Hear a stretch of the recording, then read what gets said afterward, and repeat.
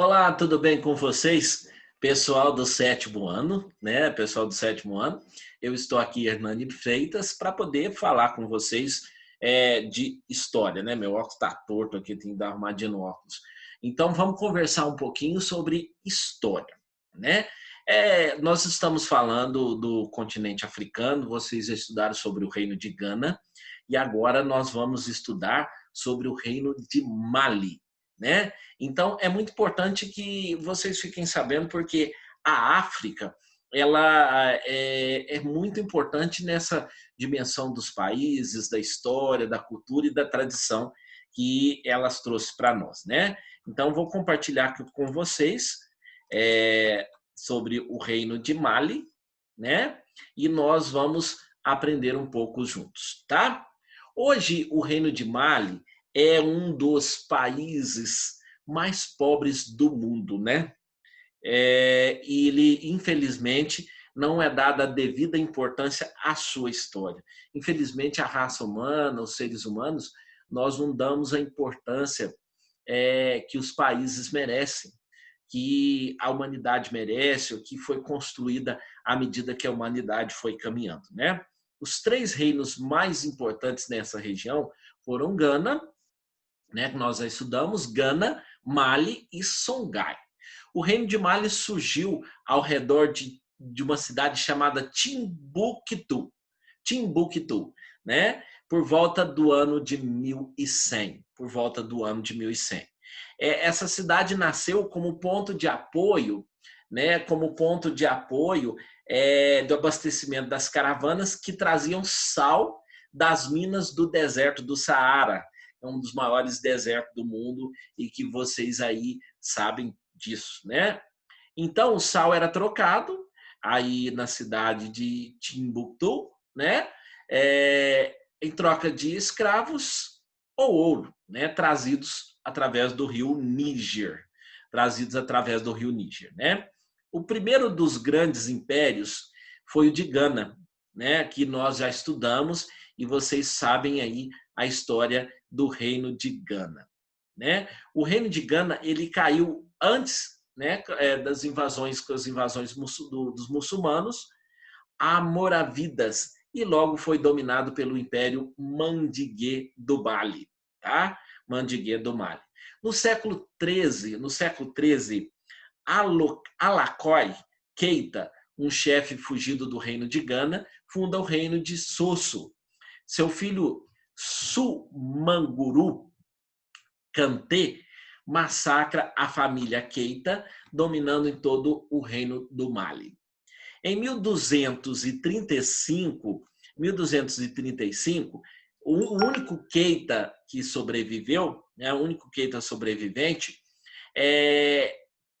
derrota então Sumunguru, né, e em 1240 ele conquista o reino de Gana, formando assim um império que estendia do Senegal ao Níger, do sul da Mauritânia até a mata costeira, né?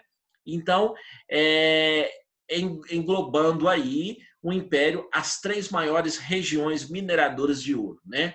Que é Buré, Galan e Bambuque. Mari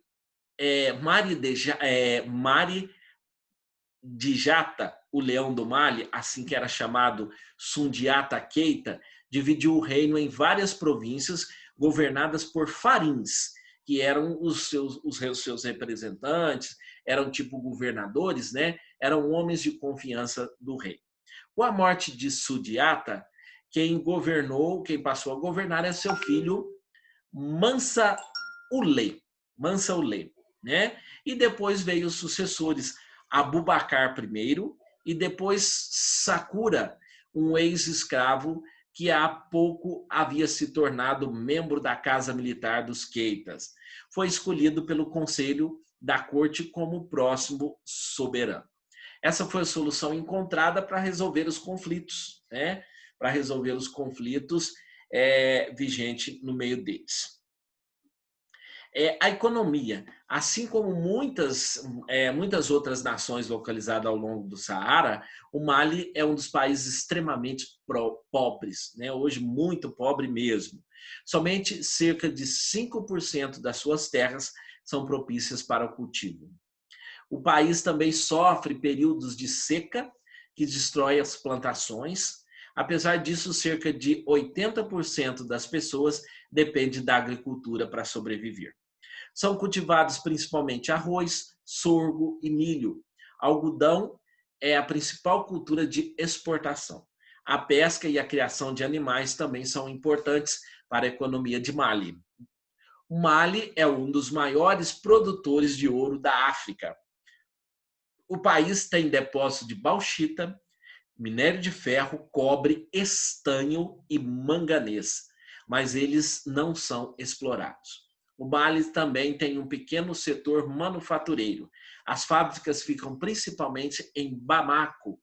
Serviços como atividades financeiras e de comércio também contribuem para a economia. A política desses reinos africanos era caracterizada por um governo forte e por sociedades tribais baseadas no parentesco. Então, não havia fronteiras rígidas ou identidade étnica. Eram trabalhadores muito talentosos. A religião, aproximadamente 90% dos malianos são islâmicos, 5% da população é cristã, 2/3 católicos e o resto de várias denominações protestantes. E os restantes dos 5% correspondem a crenças animistas, tradicionais ou indígenas. O ateísmo e o agnosticismo não são muito comuns entre os malianos, a maioria de quem pratica sua religião diariamente. Tá? O ateísmo é aqueles que não acreditam em Deus nenhum, né? E o agnostismo é pessoas que são mais propensas a acreditar em magias e coisas assim. O declínio acontece durante mais de 3 séculos no Mali, né? Diversas etnias conviveram mantendo sua língua e sua cultura sob a autoridade dos Mansas. Os sucessores de Mansa Musa tiveram dificuldades em manter o controle de um território tão grande, além do interesse de outros povos na riqueza da terra. Dessa forma, o reino de Songhai, povo originário do noroeste da Nigéria, começaram a anexar as províncias do Mali até tomar Djenne, uma das principais cidades. No século XV, Mali perdeu o poder sobre o domínio definitivo dos Songhais. Embaixo aqui estão as referências, né? Estão as referências que você pode pesquisar. E agora eu convido você, né, para fazer as atividades abaixo. São apenas 4 atividades que você vai responder e depois, na próxima aula, nós vamos fazer a correção juntos, tá bom?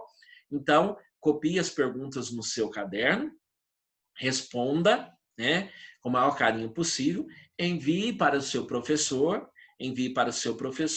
e se tiver alguma dificuldade, alguma pergunta, discuta e fale com o seu professor. Não deixe de chamar, de falar com ele, tá bom? A questão número 1, onde se desenvolveu esta população. Número 2, quais eram suas atividades econômicas. Número 3, o império se localizava em qual continente e qual fragmento do texto mais chamou sua atenção, tá bom? Então, espero que vocês tenham entendido. Vocês podem também reler o texto para entender melhor, porque tem umas palavras mais complicadas, e fazer as atividades, tá bom? Um grande abraço para vocês, e até a nossa próxima aula, se Deus quiser. Então, eu vou ficando por aqui. E lembre-se que o estudo é a chave que abre as portas para todos os horizontes. Tchau, tchau. Até a próxima.